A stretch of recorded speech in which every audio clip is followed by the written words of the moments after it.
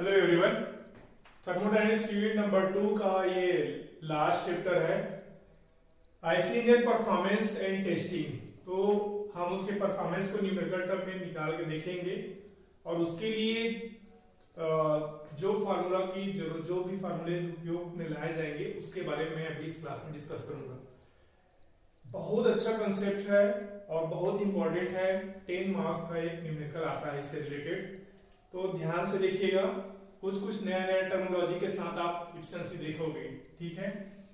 Thermal efficiency क्या होता है, फिर थर्मल एफिशिएंसी का फिर इंडिकेटेड टर्म में, ब्रेक पावर टर्म में, फ्रिक्शन पावर टर्म में, स्पेसिफिक फ्यूल कंजम्पशन क्या होता है, इस टाइप के, ठीक है। तो मैं शुरुआत करता हूं। इंडिकेटेड पावर ये क्या चीज है, इंडिकेटेड पावर या आईपी।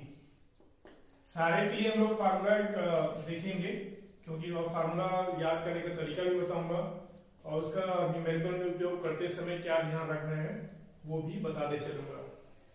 पहले सूत्र इंडिकेटेड पावर का मतलब क्या होता है कि सपोज आप फ्यूल ऐड करते हैं, फ्यूल का एक आईसी इंजन में फ्यूल ऐड करते हैं, मतलब सपोज आपका बाइक है, उसमें 1 लीटर पेट्रोल डाले, तो वो पेट्रोल में क्या है, energy is in the form of chemical energy.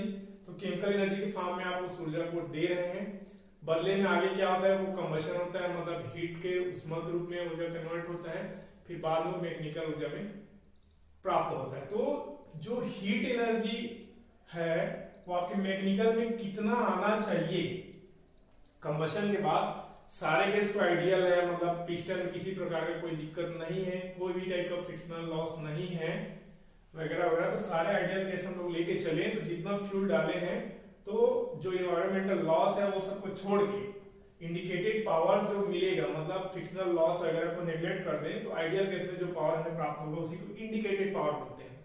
इसको निकाला कैसे जाता है, तो इंडिकेटेड पावर को दिया जाता है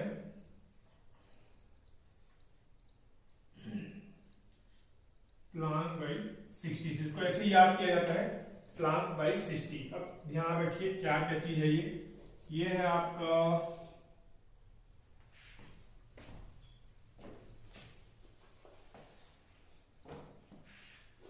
ये मान लीजिए ये आपका सिलेंडर और ये पिस्टन, ठीक है, इनलेट वाला आउटलेट वाला। अब देखिए ये P क्या है, इसे इसको PM से भी दर्शाया जाता है, PM भी लिख सकते हैं हम लोग। इसको बोलते हैं mean effective pressure, mean effective pressure.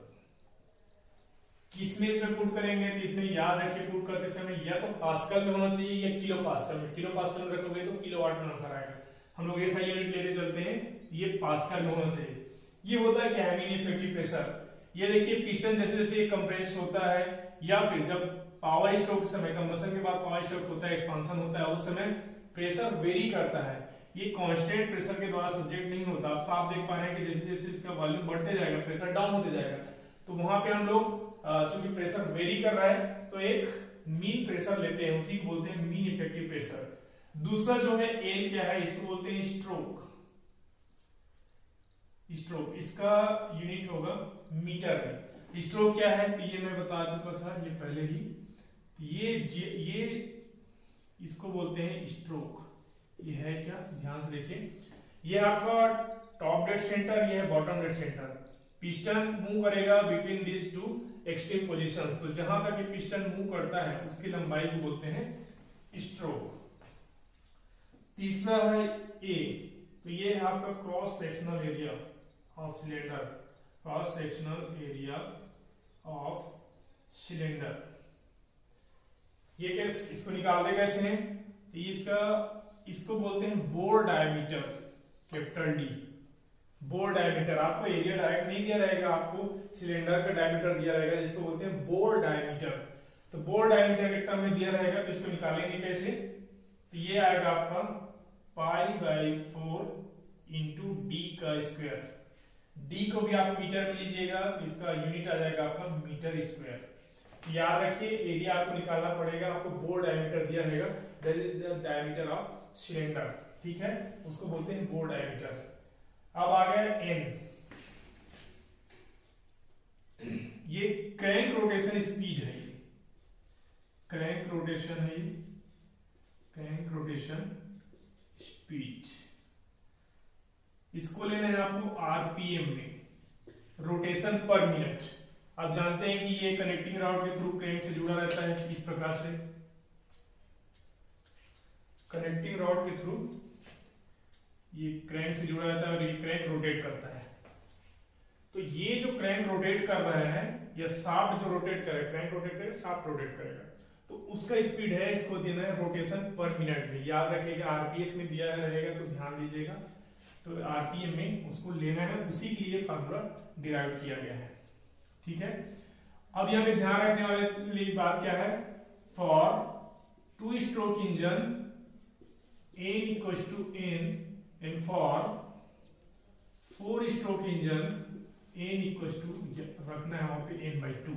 यहाँ पे मेन मिस्टेक होता है, आपको दिया रहेगा कि टू स्ट्रोक इंजन है या four stroke, condition for the four stroke engine और condition for the two stroke. जब मैं न्यूमेरिकल करूंगा तो और मैं बताऊंगा, लेकिन ध्यान रखिए यहाँ पे n को n ही पुट करना है या n/2 पुट करना है, वो डिपेंड करेगा कि टू स्ट्रोक इंजन है कि फोर स्ट्रोक इंजन।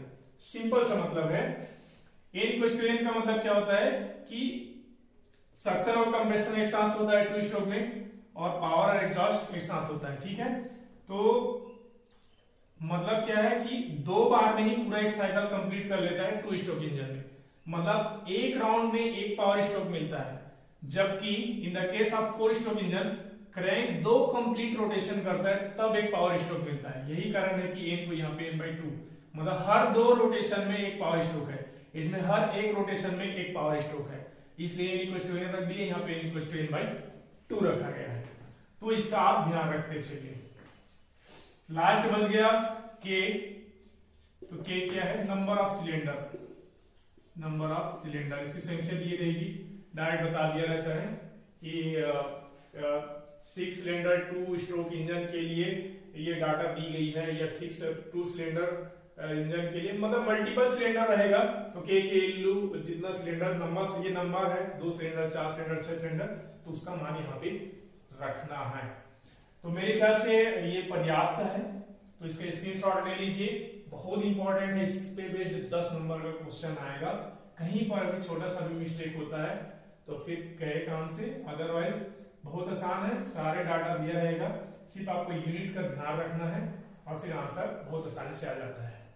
तो ये रहा इंडिकेटेड पावर, इसको याद ऐसे रखिए प्लांक, प्लांक के नाम से, प्लांक बाय 60, प्लांक बाय 60, बाकी सारे चीज डिफाइंड है, mean pressure, mean effective pressure, stroke है, ये बोर एरिया है, ये क्रैंक स्पीड है, और this is the number of cylinder. तो प्लांक बाय 60 से इसको याद रखते हैं। तो ये रहा इंडिकेटेड पावर। दूसरा देखते हैं brake power. Brake power, indicated power निकालने के लिए आपको आता है brake power, brake power simple 20 से दिखाएंगे। इंडिकेटेड पावर आपका आएगा किलोवाट में, ये भी आपका आएगा किलोवाट में, याद रखिए, इसका जो फाइनल आंसर आएगा वो वाट, हम लोग एसआई में यूनिट में लेंगे तो वाट आएगा, और 1000 अगर मैं बताऊंगा नहीं, मैं करने अभी कंफ्यूज हो जाएंगे, ठीक है। तो ब्रेक पावर, ब्रेक पावर को सिंपल दे दिया जाता है टॉर्क इनटू टाउ।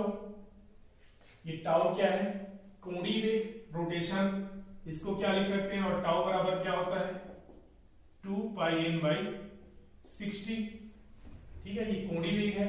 और टॉर्क क्या है, टॉर्क को भी अलग से लिखना चाहोगे तो क्या होगा, ये बल। टॉर्क कब लगता है, जब दो इक्वल एंड अपोजिट फोर्स लग रहा होता है, ये जैसे ये फोर्स लग रहा है, दो फोर्स लग रहा है, दोनों के बीच का डिस्टेंस स्मॉल d है, तो दोनों फोर्स इक्वल एंड अपोजिट है, बट उनका लाइन ऑफ एक्शन अलग अलग है। देखिए लाइन ऑफ एक्शन एक ही साथ रहे, मतलब वो फोर्स यहीं पे लगता रहे, तो फिर ये चीज कहीं पे मूव नहीं करेगा, लेकिन लाइन ऑफ एक्शन अलग अलग है, तो there is one effect that is called torque. Torque effect मतलब रोटेटिंग इफेक्ट होता है, मतलब ये ऐसे इसको घुमाने के काम करेगा। तो जो टॉर्क होता है उसको दिया जाता है बल, कोई भी एक बल का उसका मैग्नीट्यूड और दोनों के बीच का जो परपेंडिकुलर डिस्टेंस, ये देखिए 90 डिग्री जो शॉर्टेस्ट डिस्टेंस है उससे मल्टीप्लाई कर दिया जाता है ये। तो आपको डायरेक्ट फार्मूला इसमें ऐसे मिलेगा 2 पाई NT/60, इसी को है, इसको मैंने इलेबोरेट करके दिखा दिया। तो ब्रेक पावर या तो इससे निकलेगा, या कई बार आपको क्वेश्चन इस टाइप का आया है, उसको भी ध्यान रखिए। कई बार क्वेश्चन कैसे दे दिए गए, क्योंकि ये टेस्टिंग है, परफॉर्मेंस टेस्ट कर रहे हैं, तो आईसी इंजन का परफॉर्मेंस टेस्ट कैसे किया जाता है, तो उसके साथ में एक तो ड्रम ऐसे लगा होता है, एक बड़ा ड्रम होता है इसमें जिसका कि डायमीटर d है, ये ड्रम डायमीटर है मान के चलो, और एक रस्सा है, रस्सी है, मोटा सा रहता है, उसको रस्सा बोल देते हैं। ये इसका एक रीडिंग आएगा, इसमें स्प्रिंग रहता है, यहाँ से फिक्स है, इस प्रकार फिक्स है, और ये रस्सी है जो इधर पे क्या करते हैं, मास को लटका दिया जाता है, इधर वेट लटका दिया, ये वेट लटका दिया, मान के चलो इसका वेट कैपिटल W है, W kg का वेट लटका दिया, मतलब ये mg, हम लोग को इसे W ही डायरेक्ट दिया रहेगा, इतना न्यूटन के रूप में दिया रहेगा, mg का kg में दिया है तो उसको 10 से मल्टीप्लाई करेंगे, अदरवाइज तो न्यूटन के रूप में। दूसरी चीज कितना लटक रहा है उसके हिसाब से इसका रीडिंग आएगा, इसके रीडिंग को स्प्रिंग रीडिंग बोलते हैं। तो और इसका जो डायमीटर है, ये जो रस्सी का डायमीटर है वो स्मॉल d, तो सारे चीज को मेरे ख्याल से लिखने की जरूरत नहीं है। ड्रम डायमीटर कैपिटल D, रस्सी का डायमीटर स्मॉल d, स्प्रिंग का रीडिंग h, और ये यहां पर भी आप देख पा रहे हैं कि दो इक्वल एंड अपोजिट फोर्स इसमें लग रहे हैं, ठीक है, इसके कारण ये ड्रम रोटेट करेगा। तो ड्रम का जो रोटेटिंग है उसके लिए फिर वही है कि टॉर्क आएगा, तो टॉर्क यहाँ पर जो निकलेगा इसी को बोलते हैं ब्रेक पावर। तो ब्रेक पावर कितना आएगा, T × W, ठीक है, तो T × W, तो ये T मतलब फोर्स, ये T मतलब क्या है, फोर्स इनटू दोनों के बीच का जो शॉर्टेड डिस्टेंस है, यहाँ पे मैंने बताया फोर्स इनटू, यहाँ पे फोर्स क्या है, दोनों का जो मैग्नीट्यूड रहेगा, स्प्रिंग रीडिंग में अगर कोई डिफरेंस आए तो उसको दिया जाता है, तो ये लिखा जाता है W - S, ये फोर्स है, ठीक है, और दोनों का बीच का जो डिस्टेंस है वो कितना आएगा, तो ये D, और प्लस ये रस्सी का तो कोई उससे ज्यादा थिकनेस होता नहीं है, लेकिन उसको मान लिया जाता है, उसका भी थिकनेस अगर कंसीडर करें तो क्या आ जाएगा, D + D, और दोनों का डिवाइड बाय 2, मींस इसका रेडियस और इसका रेडियस, तो उस तरीके से करके ये नेग्लिजिबल है, उसको हम लोग नेग्लेक्ट कर देंगे। और ओमेगा बराबर क्या होता है, ये ओमेगा है, स्मॉल w, इसको ओमेगा बोलते हैं, ये क्या हो जाएगा आपका 2 पाई N/60, ठीक है, तो वही हो गया, ये 2 से 2 कट गया, अब क्या बचा, और ये इस d को नेग्लेक्ट कर देते हैं क्योंकि रस्सी का वैसे डायमीटर नहीं दिया रहेगा, नेग्लेक्ट ही करने वाला रहेगा, तो इसका डायरेक्ट एक फार्मूला आपको मिलेगा W - S × D पाई N, जहाँ N अगेन क्या है, RPM फॉर दिस ड्रम, और ड्रम कनेक्टेड रहता है जो इंजन है उसका क्रैंक शाफ्ट से, ये शाफ्ट से कनेक्टेड रहेगा, तो उसका ये RPM है। तो ब्रेक पावर का दो फार्मूला आप अच्छे से याद रखिए, डायरेक्ट उपयोग में लाया जाएगा, ये और ये, बोथ आर वेरी इंपॉर्टेंट। तो पहले देखे हम लोग इंडिकेटेड पावर, दूसरा हो गया आपका ब्रेक पावर, बहुत इंपॉर्टेंट फार्मूला देख रहे हैं, क्योंकि ये नहीं जानोगे तो फिर न्यूमेरिकल नहीं कर पाओगे, ठीक है। आगे देखते हैं,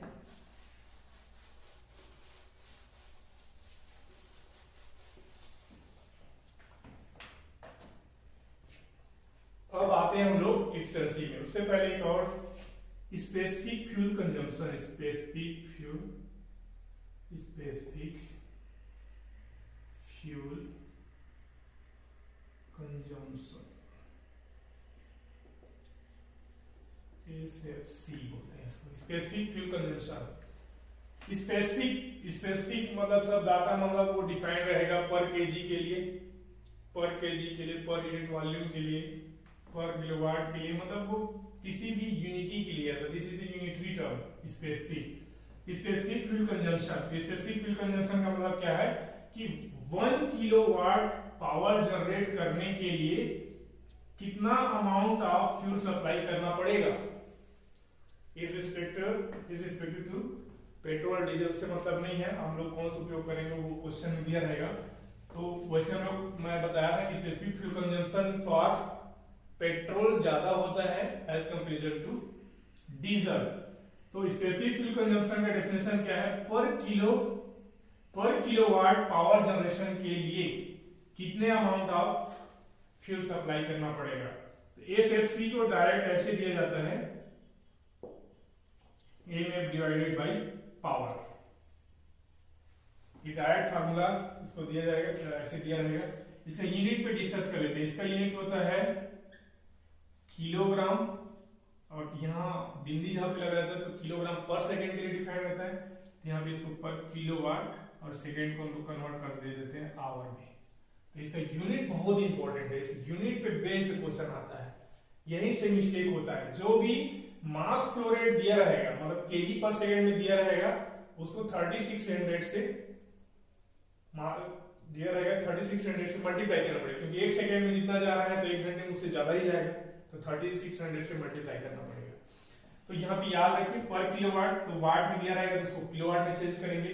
इसका यूनिट बहुत इंपॉर्टेंट है, इसी से आप डेफिनेशन बना सकते हैं। देखिए पर किलोवाट पावर जनरेशन के लिए कितना केजी पर सेकंड के रेट से फ्यूल को सप्लाई करना पड़ेगा आईसी इंजन को। तो किलोग्राम पर kilowatt is the unit for specific fuel consumption. बहुत इंपॉर्टेंट, वेरी इंपॉर्टेंट, और ये इसका क्वेश्चन आता है। अब specific fuel consumption for indicated power अलग अलग आता है, इसमें ऐसे बोल दिया जाता है कि indicated power specific fuel consumption. Indicated power के लिए स्पेसिफिक फ्यूल कंजम्पशन बोलेगा तो यहाँ पे क्या आ जाएगा, मास फ्लो रेट तो वही रहेगा, नीचे में इंडिकेटेड पावर आ जाएगा।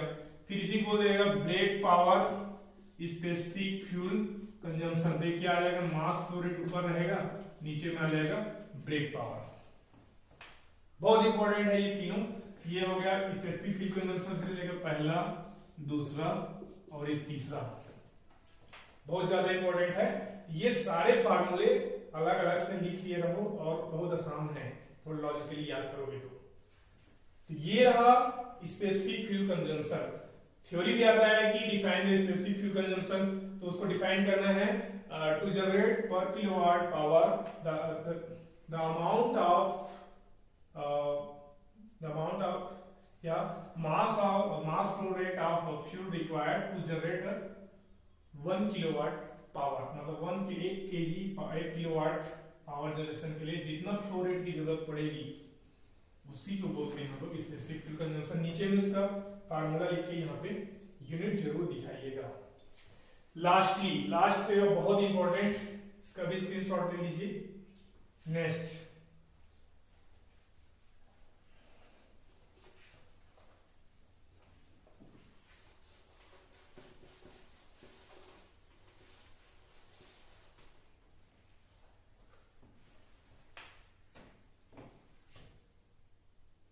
अगला चीज देखिए अभी मैं एक फ्लो चार्ट बना रहा हूं उसी पे बेसिस, और वो फार्मूला को मैं अपने से डिराइव करके दिखाता हूं। इंडिकेटेड पावर, ब्रेक पावर और टोटल हीट एडिशन कितना हो रहा है, टोटल एनर्जी, मतलब कि एनर्जी कितना इनपुट दे रहे हैं। जैसे ही हम अपने बाइक में पेट्रोल डालते हैं, मतलब उसको केमिकल फॉर्म में एनर्जी दिए। हर चीज का एक कैलोरीफिक वैल्यू होता है। कैलोरीफिक वैल्यू क्या होता है उसको भी 2 मिनट जान लेते हैं। कैलोरीफिक वैल्यू आपको दिया रहेगा, ये हमेशा किलो जूल में दिया रहेगा। इसके बारे में थोड़ा सा डिस्कस कर लेता हूं। This is the amount of heat that is produced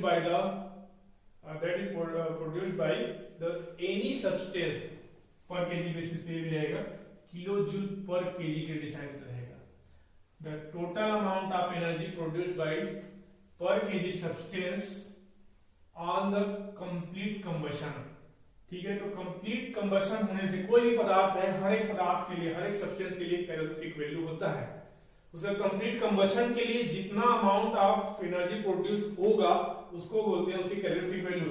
example के लिए कैलोरीफिक वैल्यू में कुछ सब्सटेंस ऐसी डिस्कस कर लेता हूँ, जिसको सब्सटेंस है उसका कैलोरीफिक वैल्यू निकाल रहे हैं, किसमें, ये किलो जूल पर केजी में मैं वैल्यू ले रहा हूँ। सब्सटेंस जैसे कि पेट्रोल हो गया, डीजल हो गया, इनका लगभग सेम होता है।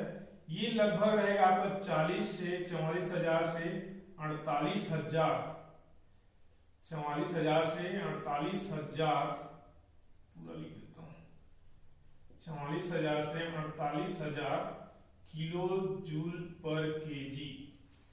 मतलब 1 लीटर पेट्रोल या 1 लीटर डीजल का कंप्लीट कंबशन होगा तो this much amount of heat will be produced. Heat भी क्या है, ऊर्जा का ही रूप है, इतना अमाउंट ऑफ हीट जनरेट होता है। और कुछ चीज जैसे कोयला, तो कोयला, एंथ्रेसाइट, बिटुमिनस, लिग्नाइट और पीट, 3-4 टाइप का कोल होता है। लेकिन ऑन एन एवरेज इसका भी बताया जाता है कि ये लगभग होता है आपका 8,000 किलो जूल पर केजी। मतलब 1 केजी कोयला का कंप्लीट कंबशन होगा तो इतना 8,000 किलो जूल रहेगा। इसी में और भी बता दें, जैसे काउडंक वाला जो होता है, काउडंक के लिए बोला जाता है लगभग 1 से 2,000 किलो जूल पर केजी। मतलब जो कंडा जलाते हैं उसका 1 केजी का जलाओगे तो इतना अमाउंट ऑफ हीट जनरेट होगा। सबसे अच्छा होता है आपका हाइड्रोजन। आप जानते होंगे अभी जीएसएलवी, पीएसएलवी, मतलब पीएसएलवी में जो क्रायोजेनिक इंजन उपयोग होता है वहां पे हाइड्रोजन एज अ फ्यूल उपयोग किया जाता है। क्यों? तो उसका कारण यही है कि इसका जो कैलोरीफिक वैल्यू है अब तक की ज्ञात सारे फ्यूल में से इसी का कैलोरीफिक वैल्यू सबसे ज्यादा 1.5 lakh kilo joule per KG होता है हाइड्रोजन का जो कैलोरीफिक वैल्यू। मतलब 1 केजी हाइड्रोजन का कंप्लीट कंबशन किया जाए तो 1.5 लाख जूल उसमें पैदा होगा। ठीक है, इनके कंपैरिजन आप देख सकते हैं, पेट्रोल का कहाँ है 40-45 हजार, तो उससे लगभग 3 गुना। तो इतना ज्यादा इसका कैलोरीफिक वैल्यू होता है। ये गैसियस फॉर्म में रहता है, लेकिन ये सॉलिड है, ये लिक्विड है। तो हर एक सब्सटेंस का आपको एक कैलोरीफिक वैल्यू होता है, दैट इज द, तो क्या होता है ये, उसके कंप्लीट कंबशन पे जो ऊर्जा उत्पन्न होता है उसको बोलते हैं कैलोरीफिक वैल्यू। ये ब्रीफ डिस्कशन हो गया था कैलोरीफिक वैल्यू के बारे में।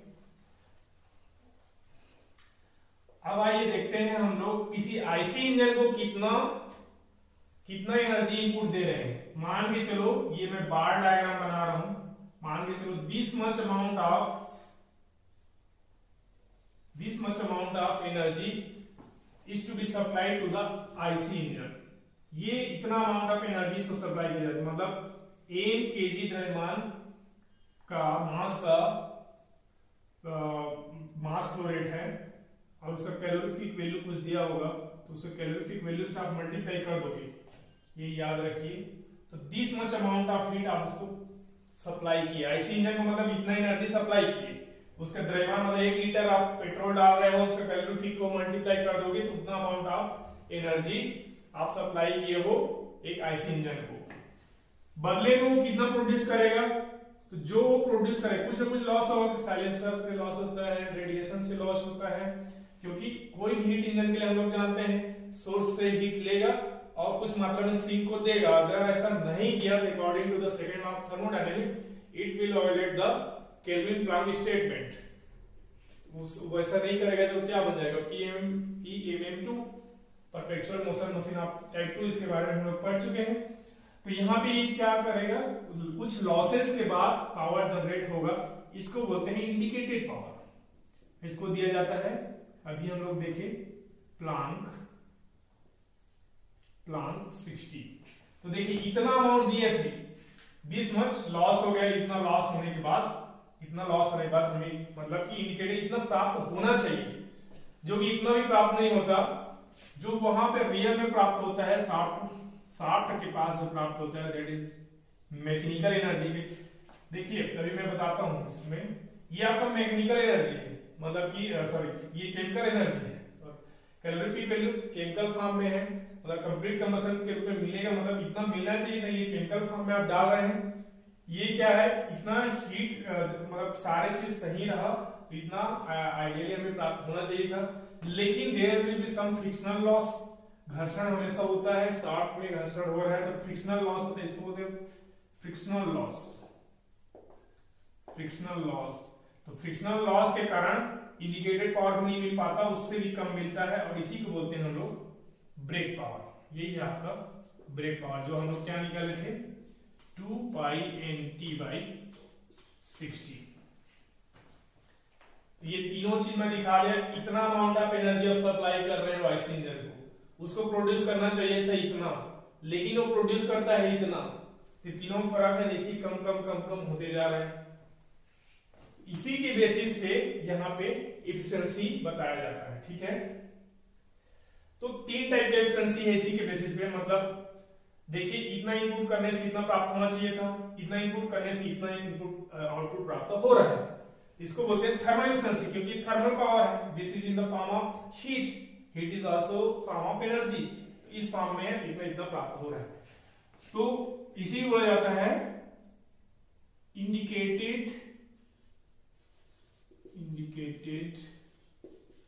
Thermal efficiency. Indicated thermal efficiency, indicated thermal efficiency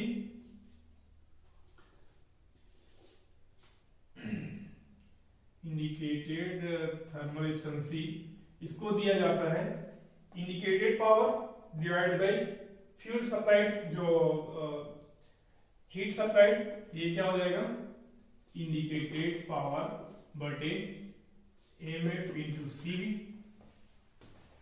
ठीक है, बहुत आसान से, वेरी इंपॉर्टेंट फॉर्मूला। दूसरा में क्या है, इतना होना चाहिए था, इतना भी नहीं होता, इतना सप्लाई करने के बाद हमें रियल में इतना प्राप्त हुआ, इसको बोलते हैं break thermal efficiency.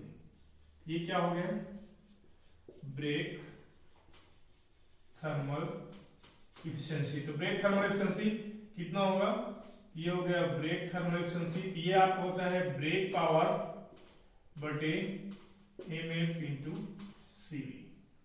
Again this is very important, इस सारे चीजों को निकालने के लिए आता है। और लास्टली, सबसे लास्ट में आता है मैकेनिकल एफिशिएंसी। मैकेनिकल एफिशिएंसी, ये इसका पहला है, ये दूसरा है, और ये तीसरा formula. Mechanical efficiency, n mechanical जो होता है वो होता है ब्रेक पावर बटे indicated power. This is the actual efficiency that we have got from the IC engine. मतलब ये फ्रिक्शनल लॉस के बाद जो प्राप्त हो रहा है वो ये है। तो फाइनली जो प्राप्त हुआ, आप सभी इतना तो जानते हैं कि ईटा का वैल्यू ऑलवेज लेस देन 1, ये 1 लेस देन 1 ही होता है। किसी भी चीज का जो क्षमता 100% नहीं हो सकता, there will be always some losses. ठीक है, तो इतना अमाउंट पुट किए, इतना लास्ट में प्राप्त हुआ, इतना प्राप्त होना चाहिए था। तो इन दोनों का जो डिफरेंस है उसको दिखाएगा किसके द्वारा, मैकेनिकल एफिशिएंसी के द्वारा। ये सारे एफिशिएंसी याद रखिए, बहुत लॉजिकल है और आसानी से याद किया जा सकता है। इस पे बेस्ड हम लोग